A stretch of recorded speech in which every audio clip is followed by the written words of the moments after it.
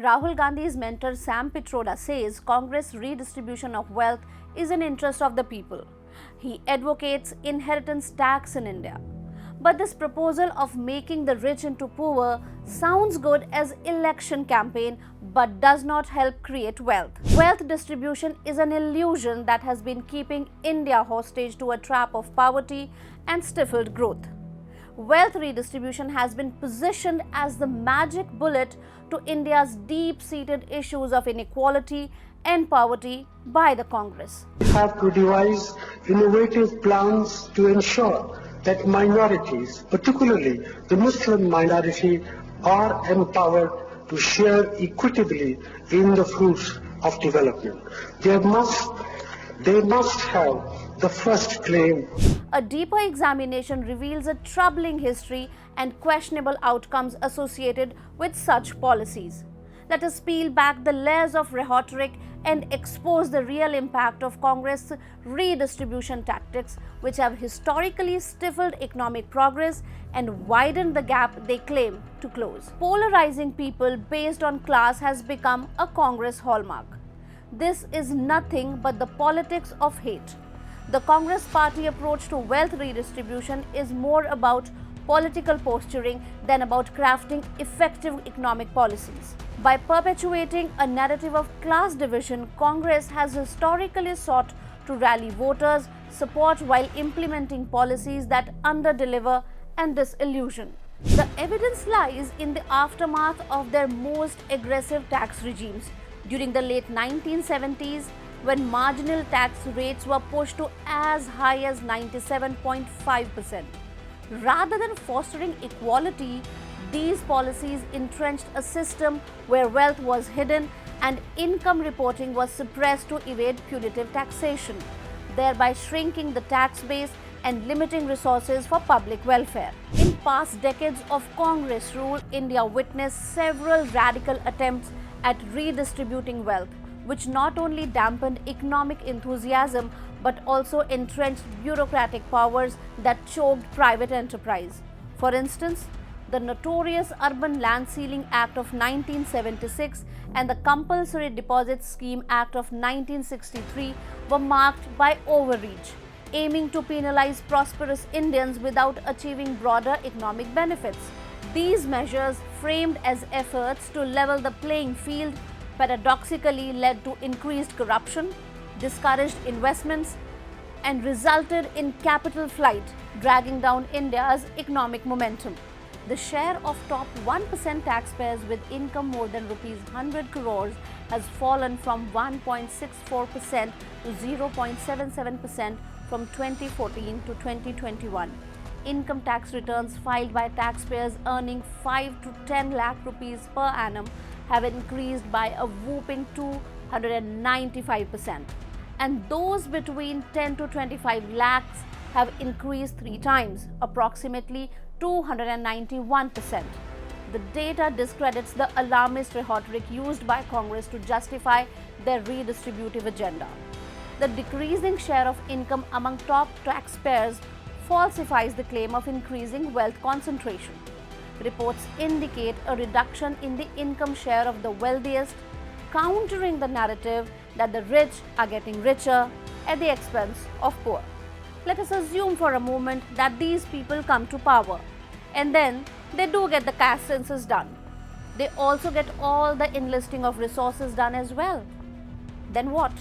If we go by their vague and misleading language that they are using, they shall snatch resources from those who are rich, and then what?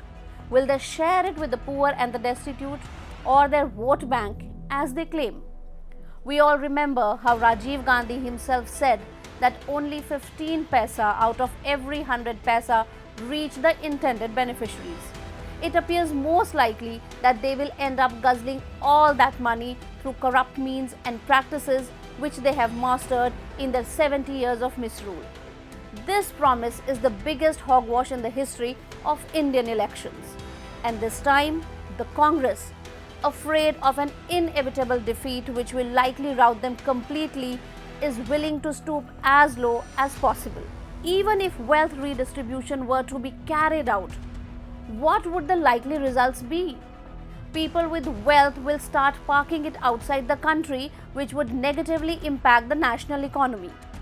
Others, who won't take the money outside, will start pushing it into the black or the shadow economy, which would make it difficult to trace.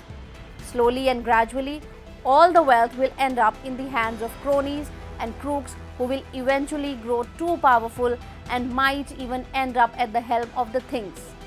The promise of wealth redistribution looks good only on the surface, although it gives an impression that the average person will grow richer. In fact, it just turns everyone poor.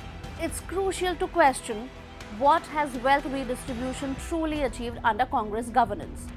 The answer is a landscape marked by regulatory hurdles, economic inefficiencies, and a deterrent to foreign and domestic investors. Instead of cultivating a robust economy, Congress policy have often resulted in a choked growth environment where wealth creation is curtailed and economic disparities are exacerbated.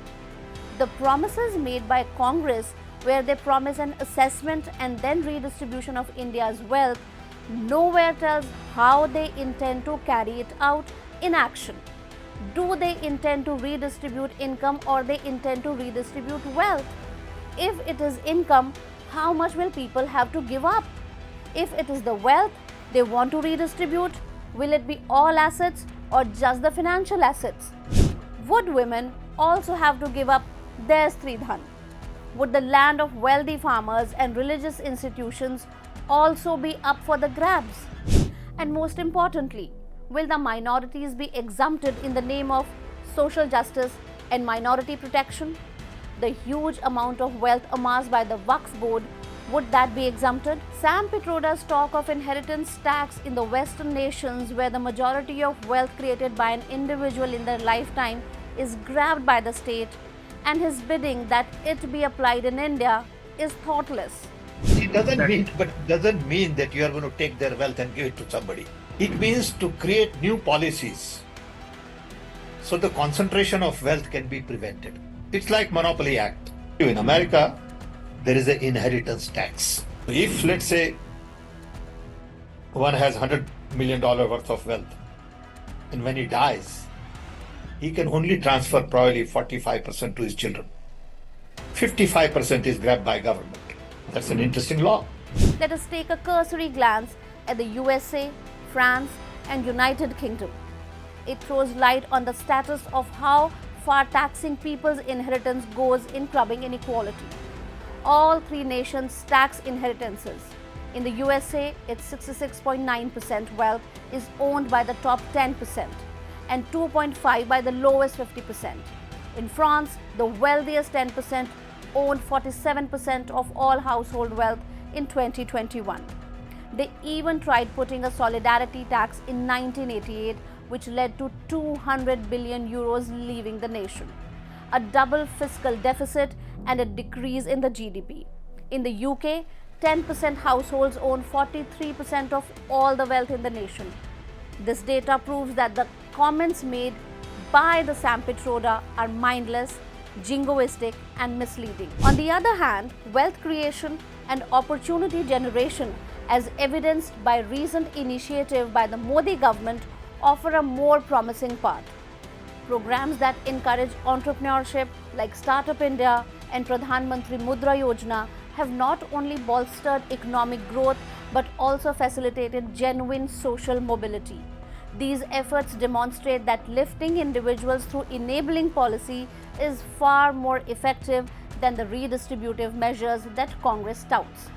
Under the Modi regime, the living standards of the poor have significantly improved. 24.82 crore Indians have escaped multi-dimensional poverty in the period. And how has this been done? Through welfare schemes like Jal Jeevan Mission, Swachh Bharat Mission, Pradhan Mantri Ujjwala Yojana and many more.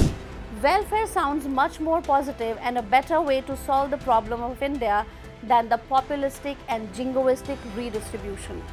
India is on the cusp of development and it needs to be pushed in the direction of wealth creation rather than a negative mentality where people feed upon each other's rightful gains.